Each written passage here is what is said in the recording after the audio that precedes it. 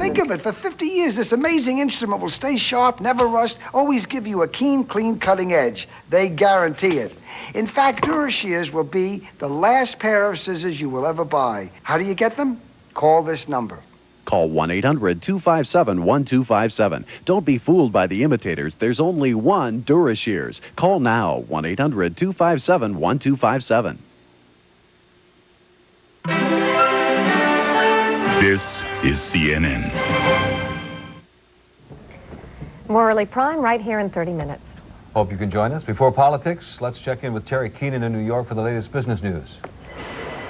Thanks, Lou. Stocks lost ground today on Wall Street as worries about third quarter earnings chipped away at last week's 21-point rise. Dow Jones Industrial Average lost about 6.25 points, ending the session at 33.20. Big board volume was moderate, with 153 million shares changing hands. The other markets' key indicators all ended the day lower as well. Hopes for lower British interest rates putting pressure on the pound today. The U.S. dollar is up more than 3 cents against the British currency, but it's down 1 3/4 pfennigs against the German mark, down a sharp 7 centimes against the French franc. In the credit markets, long-term U.S. interest rates headed higher today. The yield on the Treasury's 30-year benchmark bond up to 7.34%. That bond down 7/32 in price. And that's the latest in business news. I'm Terry Keenan reporting live from the New York Stock Exchange. Stay tuned for Inside Politics next on CNN. The fundamental difficulty is that he has not told the full truth, the whole truth, nothing but the truth. A talk radio attack. George Bush takes his strongest shots yet at Bill Clinton's draft record. Governor Clinton responds quickly to the latest brush fire, but is the draft controversy raging out of control? And the Dan Quayle-Murphy Brown rematch. When it comes to family values, who's getting the last laugh? Well, it's all in the script for Inside Politics 92.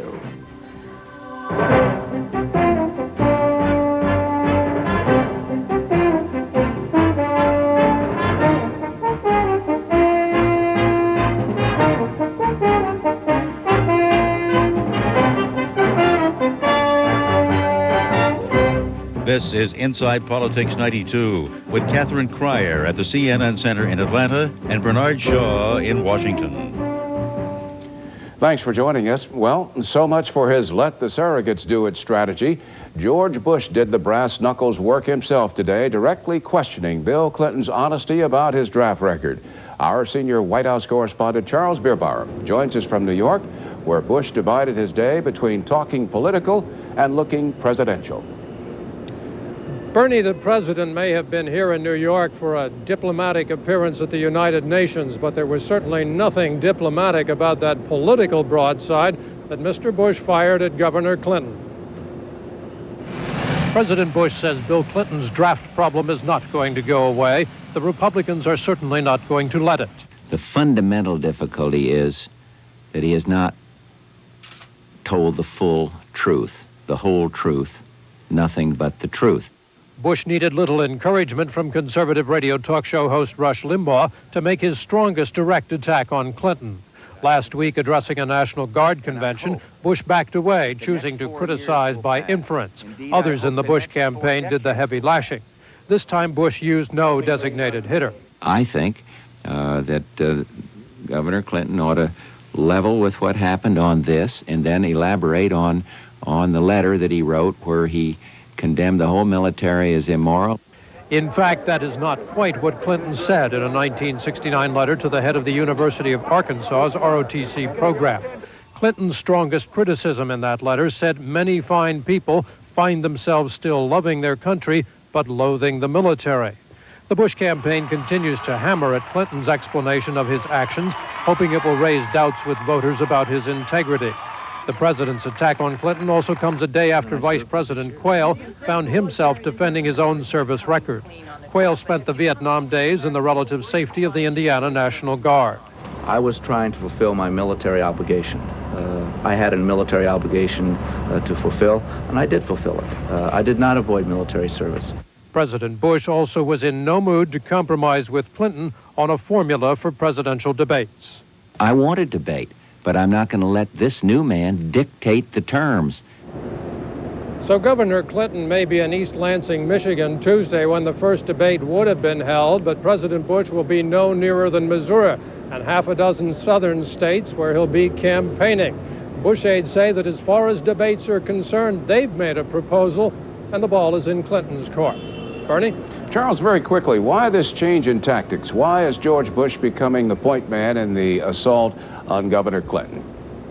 To some degree, the people in the Bush campaign think they may have connected on the question of trust, and they say that this reflects how the issue of Clinton and the draft, and especially how he has explained it, has escalated in the campaign. They say the president was ready after being somewhat reticent, although calculatedly so last week. He was ready the first time the question came up to take out the sledgehammer and go at it with, on Governor Clinton's draft record. Bernie? Thank you. Charles Bierbauer in New York. Catherine? The Democratic presidential candidate established a pattern early on. Let no GOP charge go unanswered. In keeping with this, Bill Clinton was quick to respond to the president's latest comments about the draft issue. Details from CNN national political correspondent Gene Randall on the campaign trail in Chicago. Governor Clinton. Clinton heard quotes from the Bush attack read to him after it was endorsed by a group of corporate CEOs. First, the president's charge Clinton was not telling the whole truth about his draft situation. Admiral Crowe has more credibility on truth-telling than George Bush. Clinton was referring to his weekend endorsement by retired Admiral William Crowe, who served for a time as chairman of the Joint Chiefs under President Bush. In Little Rock Saturday, Crowe said there was too much attention focused on Clinton's lack of military experience, which he described as a peripheral and divisive issue. Though at the same news conference, Clinton described an extensive effort back in the late 60s to explore alternatives to the draft. Included, he said, were approaches to the staff of then-Senator J. William Fulbright of Arkansas, a leading critic of the Vietnam War. When I had to make arrangements about the service, I talked to a lot of people, including them. I never asked them for any special treatment. I tried to find out what my options were. In Chicago Monday, Clinton was pressed on George Bush's assertion that he and Clinton had different views of the military and service to country.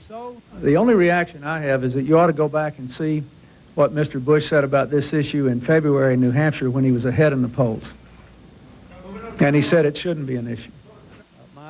The fresh GOP attack on Clinton's draft history had another new recruit Monday, former Marine Corps Commandant P.X. Kelly, who's apparently been assigned this week to shadow Clinton. He was in Chicago. The gut issue is whether Governor Clinton actively spun an intricate web of lies and deception to avoid serving his country. And based on the investigative reporting of people just such as yourself, people in the media, there's powerful evidence now that he did just that. Despite the escalation of the draft issue by the Bush camp, the Clinton team remains at least publicly convinced the Republicans are headed up a political dead-end street. There might have been a face-to-face confrontation between Clinton and Bush over the draft this week, but the president has refused to take part in a debate scheduled for East Lansing, Michigan, Tuesday night. Clinton, for his part, plans to spend the whole day in Michigan on Tuesday to highlight Mr. Bush's absence. Gene Randall, CNN, Chicago. Well, as if he wasn't getting enough flack from the Bush camp, Clinton got some lip today from a heckler during his appearance with business leaders in Chicago. Please sit down. We believe in freedom of speech. You're not here to participate in this, and we're not going to talk to you. Stop shooting on your wife. One question. Somebody remove this guy. You have just seen a good example of the Republican response to America's economic crisis.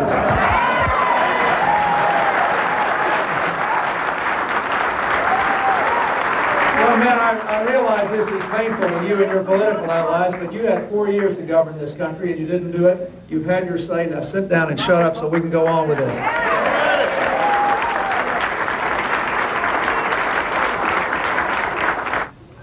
At the end of their verbal exchange, the heckler was escorted out of the room. Vice President Quayle is preparing to take a beating on tonight's episode of Murphy Brown, and to limit the political damage, Quayle has sent a gift to Murphy Brown's fictional child. In real life, he and the Republicans are toning down their rhetoric when it comes to family values. CNN White House correspondent Mary Tillotson has the story. Hollywood and the White House are both milking the Dan Quayle Murphy Brown flap for all it's worth. The flap about the fictional Murphy having given birth out of wedlock in the last episode of the sitcom last season. Vice President Quayle said the show was glamorizing illegitimate births. Candice Bergen hopes to score big ratings with her season show opener tonight as viewers tune in to hear Murphy's counterattack on Quayle. Murphy Brown owes me big time. The vice president is hoping for mileage out of the show, too. He'll be watching it tonight with some single mothers, trying to make the point he was not attacking them when he attacked Murphy Brown.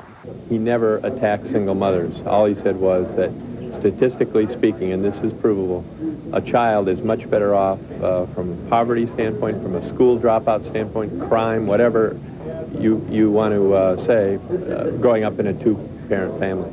Quayle's Murphy Brown bashing was the opening volley in the GOP Family Values campaign that reached a crescendo at the Republican convention in Houston. When Bill Clinton talks about family values, he's talking about a radical plan to destroy the traditional family. There is a religious war going on in this country. It is a cultural war as critical to the kind of nation we shall be as the Cold War itself. But this war is for the soul of America. Ever since Houston, the Bush campaign has been pulling back from that sort of harsh rhetoric. When Mr. Bush dropped by for dinner with Pat Robertson's flock, the president talked about the economy, not hot-button social issues. Mr. Bush has long supported a constitutional amendment to ban abortion. But what the Bush camp is emphasizing these days is that the White House wants to change attitudes about abortion, not change the legal right to it. Working to try to change attitudes in this country. I want more reflection on the issue of abortion. I'm not going to get into some emotional debate.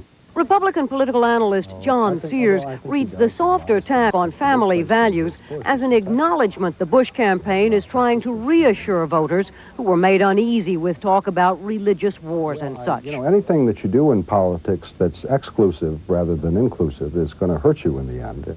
Members of the Bush camp say that consolidating the party's conservative base was the goal at the convention, but the kinder, gentler tone since then is a sign that some Republicans are afraid that appeasing the religious right may have cost the president more than he won. Mary Tillotson, CNN, with the Bush campaign in New York. And the draft issue. How is this blast from the past affecting the current presidential campaign? Coming up next on Inside Politics 92, we'll be talking with Gwen Ifill of the New York Times and David Broder of the Washington Post. And later in our program, the ad police is on patrol, sleuthing out the strategy behind the latest media buys. Stay tuned. Fighting for open market for American products, lower. On the Denorex side of my head, I feel a tingling, like Denorex is working to get rid of my dandruff. That's me taking the Denorex shampoo test. That tingly feeling convinced me to switch from Head & Shoulders to Denorex. And Denorex works great against my dandruff. My hair looks terrific. Extra strength Denorex with conditioners has strong medicine to fight dandruff and its itch, plus conditioners to leave hair healthy looking and manageable. Denorex is my shampoo now. Denorex with conditioners, the dandruff shampoo you can feel working. Hot coffee and steak in front of strangers at 30,000 feet? Not till I switched. Now I fix it and forget it. That's good. When people are watching you this closely, you just can't be worried about your dentures. That's why I Fixident and forget it. Fixident holds stronger than any other adhesive. It even stands up to the hottest liquids. Taste it, Grandpa. He never would have tried this with his old adhesive. For the strongest hold you can get, Fixident and forget it. Hurricane Andrew. The aftermath. Picking up the pieces won't be easy, but with your support, South Florida will rebuild. If you would like to help, send your tax-deductible gifts to We Will Rebuild, Miami, Florida 33121, or call 1-800-551-1010. Tonight, they are special kids, determined and challenged. Larry Woods goes across America to meet a baseball team of champions in a league of their own. On CNN's World News, 10 p.m. Eastern tonight.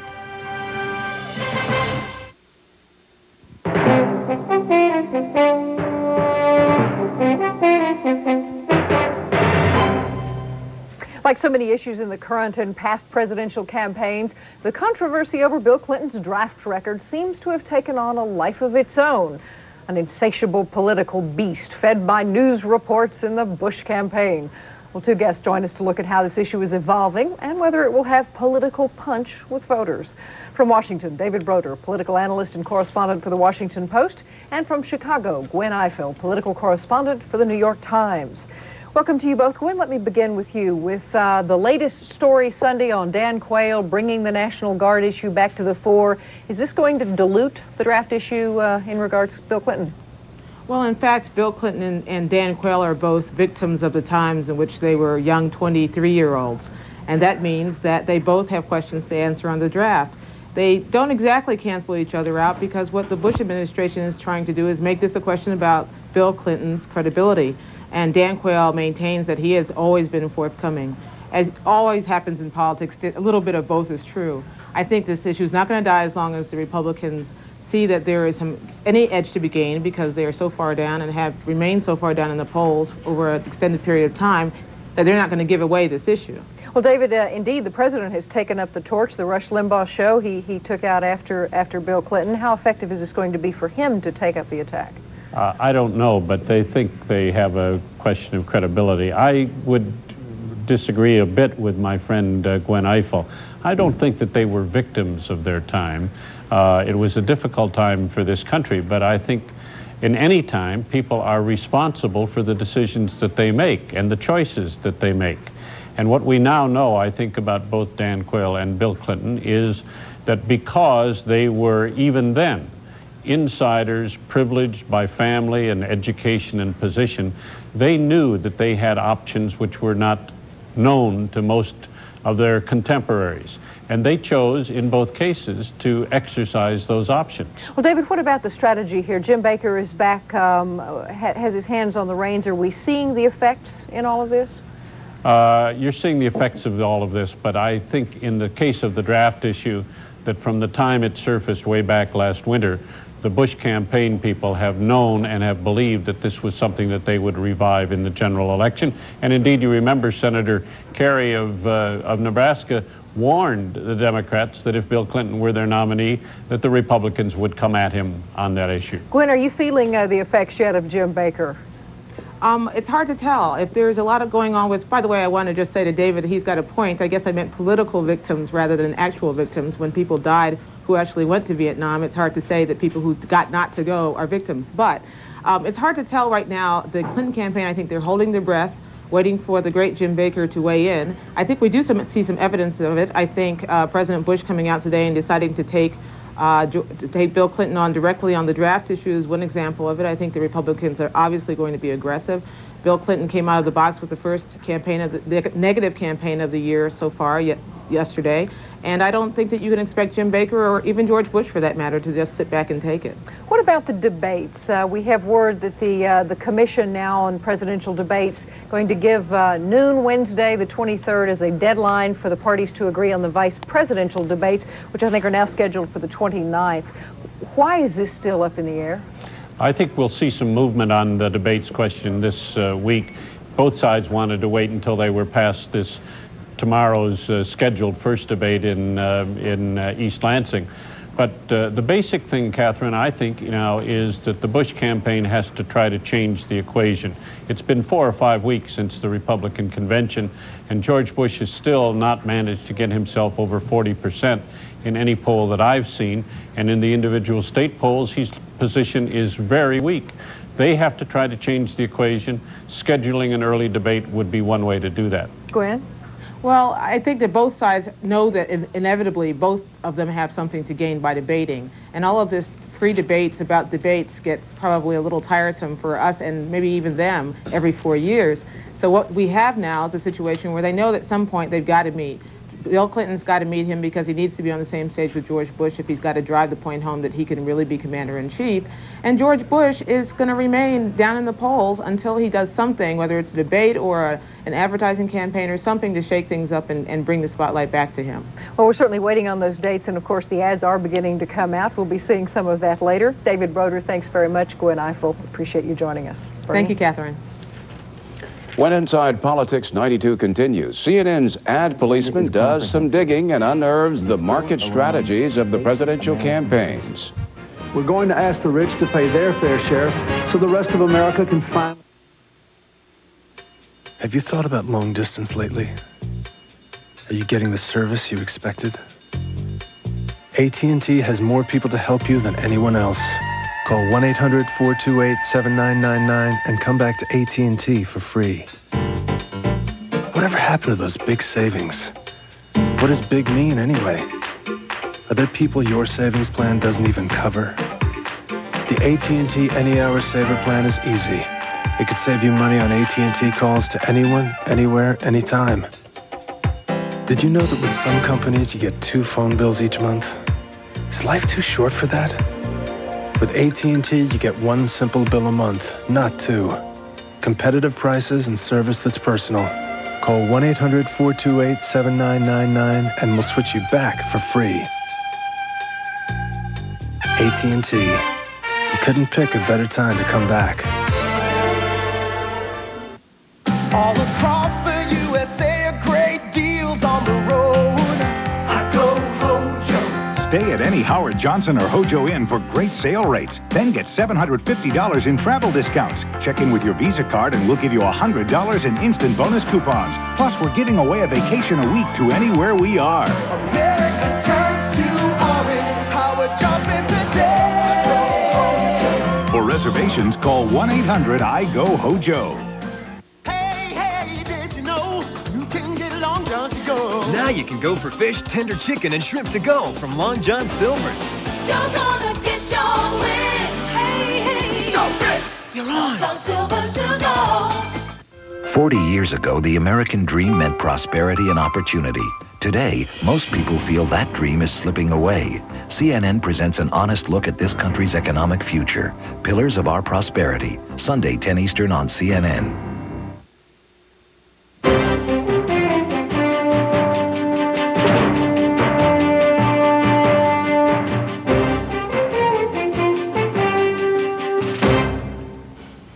According to one newspaper, the presidential race has entered its cloak and dagger phase. Both the Bush and Clinton campaigns are being very secretive about where they are investing their ad money and why. To counter this, our ad police have engaged in some independent intelligence gathering. CNN special assignment correspondent Brooks Jackson has our report.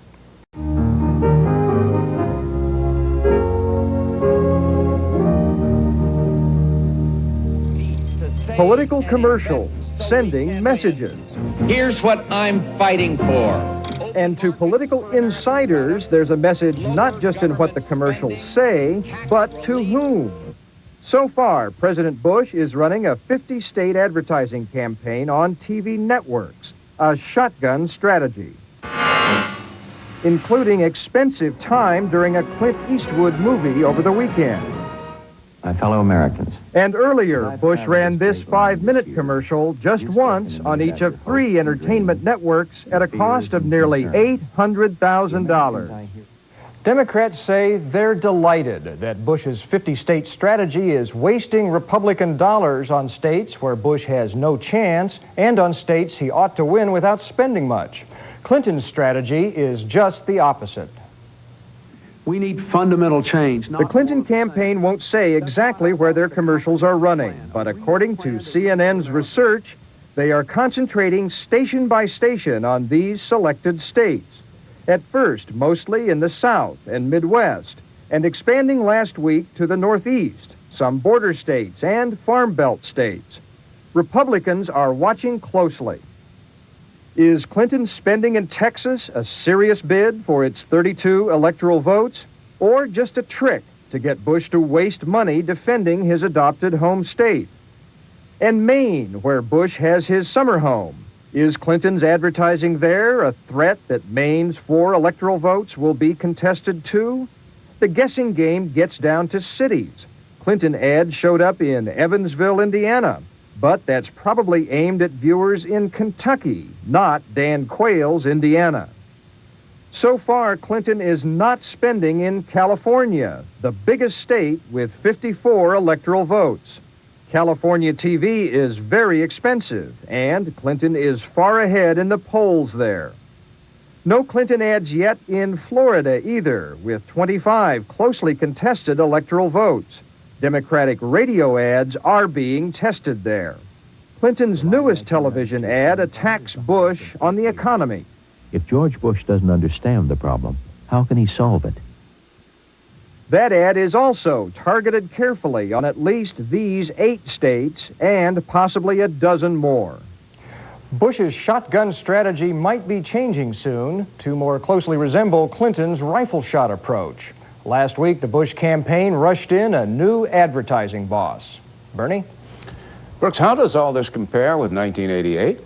It's the interesting thing, Bernie. It's a flip-flop. In 1988, it was the Bush campaign that was targeting state by state, and the Democrats who were spending their money across the nation, something they were kicking themselves for after the campaign. Brooks Jackson, thanks very much. Inside Politics 92, we'll be right back.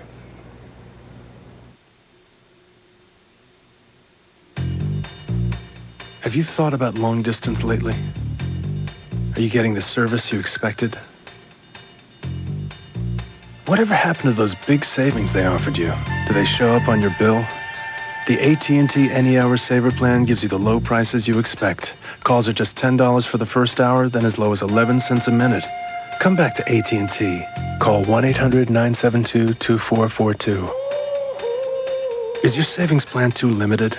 Are there people it doesn't even cover? Is life too short for that? Is it time to come back to AT&T? The AT&T Any Hour Saver plan is easy. It could save you money on AT&T calls to anyone, anywhere, anytime.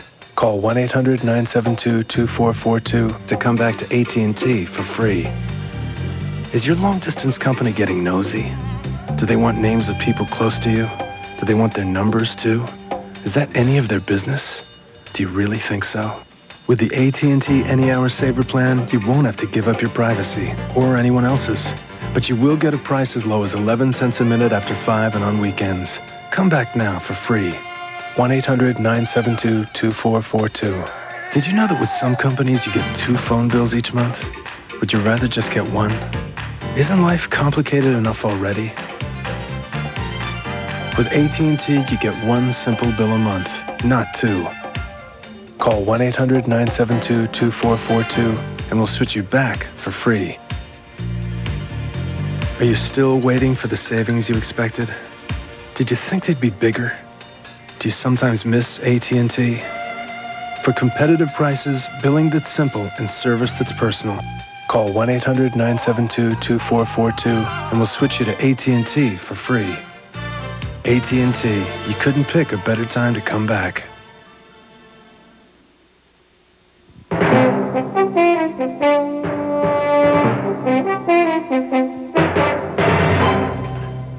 All you have to do is pick up your phone to pick up more information about candidates for federal office, including their stands on the issues. It's part of Project Vote Smart, a nonprofit, nonpartisan educational organization. You can dial 1-800-786-6885 to reach out and touch someone's record. Now, if you prefer it in writing, the number is 1-900-786-6885, but that will cost you $3.50. Tomorrow on Inside Politics, Bush and Iran-Contra. Is the president telling all about what he knew and when he knew it? We review the record and the election year implications. That's all for this edition of Inside Politics 92. I'm Catherine Crier in Atlanta. I'm Bernard Shaw in Washington. Thanks for watching. Lou Waters has a preview of what's coming up next on CNN. Right, Bernie, in 2 minutes on Early Prime, new information about American troops who may have been left behind after the Vietnam War. And a Veterans Stadium announcer describes what it's like to see not 1, not 2, but 3 unassisted triple plays in his career. Join Cheryl Atkinson and me for the rest of Early Prime next year on CNN. For a printed transcript of this program, send $4 to CNN Inside Politics, Journal Graphics Incorporated, 1535 Grant Street, Denver, Colorado 80203, or call 303-831-9000.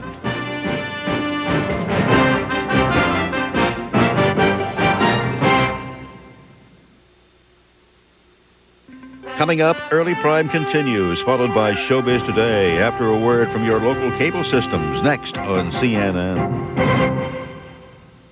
If you'd like to give a special gift to a boy or girl 8 years old and up, get your pencil ready and write down this number, because I've got just the answer for you. It's National Geographic World Magazine, published especially for kids by the National Geographic Society. World brings real-life adventure, page after page of fascinating articles and pictures in National Geographic color. Young readers will have fun exploring Earth, sea, and sky, the environment, and ways to protect it, and enjoy articles on sports, hobbies, science, and adventure. World entertains while it fulfills curiosity, stimulates the imagination, and encourages your youngster to read more. It's amazingly inexpensive for 12 colorful issues of World magazine. Compare this unique once-a-month, 12 times a year gift to a single gift from a toy store, and you can see what a bargain this is. No shopping, no wrapping, no shipping. You cannot buy World magazine at the newsstand or bookstore. You can get it only through the mail.